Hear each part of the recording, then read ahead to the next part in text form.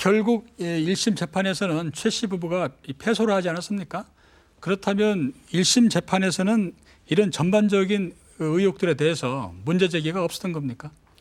네, 사고 직후 변호사를 선임했는데 에어백 결함이 승소할 가능성이 높고 차체 결함은 입증이 어렵고 비용이 많이 든다며 변호사는 에어백에 대해서만 소송을 제기했습니다.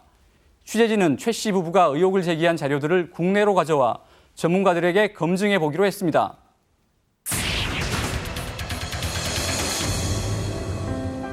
최현 씨는 오본 목뼈를 다쳐 전신마비가 됐습니다. 그녀는 악착같이 재활훈련을 하며 남편의 손을 덜어주기 위해 애를 씁니다. 취재진은 남편의 주장처럼 최 씨가 목뼈를 다친 것이 에어백 때문인지 알아보기로 했습니다. 서울에 있는 한 척추 전문 병원입니다. 오본 목뼈는 목뼈 중에도 움직임이 많아 교통사고를 당했을 경우 다치기 쉬운 부위라고 합니다. 그러나 전문의는 교통사고에서 목뼈를 다치는 경우는 일반적으로 에어백보다는 다른 요인이 더 많다고 합니다. 우리 일반적으로는 그 안전벨트를 메고 있으니까 이 상체는 이 의자에 고정이 되어 있고 충격 당시 목이 심하게 앞으로 꺾이면서 이 목이 보통 이제 그 회초리처럼 앞뒤로 흔들리게 되거든요. 그때 이제 그 목이 약한 부위에서 골절이나 탈골, 그 뼈가 어긋나는 현상이죠. 교통안전 전문가 역시 목뼈 부상과 에어백 사이의 인과관계를 명확히 밝히는 것은 어렵다고 말합니다. 부위는 굉장히 이렇게 플렉서빌리티가 굉장히 자유로운 부위잖아요.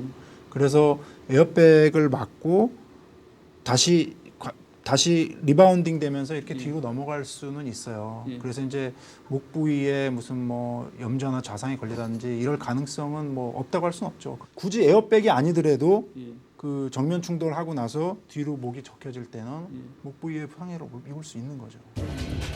그러나 에어백에 의한 사고일 가능성을 제기하는 전문가도 있습니다.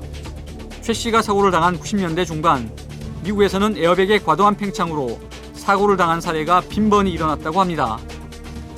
외국의 경우 지금도 나타나고 있고 초기에 90년대 초에 개발됐던 그런 에어백들은 우리나라뿐만 아니라 북미나 유럽 시장에서도 그 전개되는 에어백의 팽창 압력 때문에 실제로 얼굴이나 머리 또는 목, 얼굴 등에도 상해를 입는 게 많았고.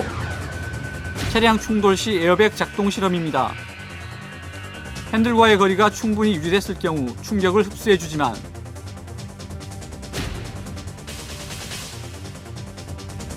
핸들과의 거리가 가까울 경우 머리에 충격을 줄 수 있습니다.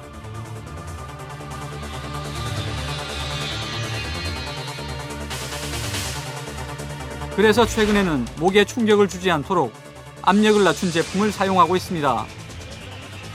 초기에 만들어진 에어백은 팽창압이 상해를 입을 만큼의 압력을 갖고 있기 때문에 그거를 압력을 낮춰서 압력이 낮은 디파워드 에어백으로 만들어졌고, 그것이 현재로 국내의 경우에는 다 전 차량에 대해서 장착이 되고 있고, 특히 미국 시장의 경우는 그것보다 한 단계 높은 투스테이지 에어백으로 가고 있다. 사고 자동차 회사가 당시 법원에 제출한 기록입니다. 이미 에어백의 문제점을 알고 있었던 것으로 확인됐습니다. 그러나 사전 고지했다는 이유로 법원은 책임을 묻지 않았습니다.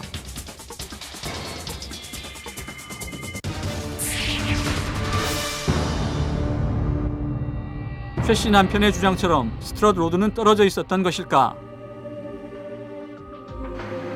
취재진은 좀 더 객관적인 검증을 하기 위해 사고 당시 사진이 보관돼 있는 경찰을 찾아갔습니다. 사진은 모두 21장.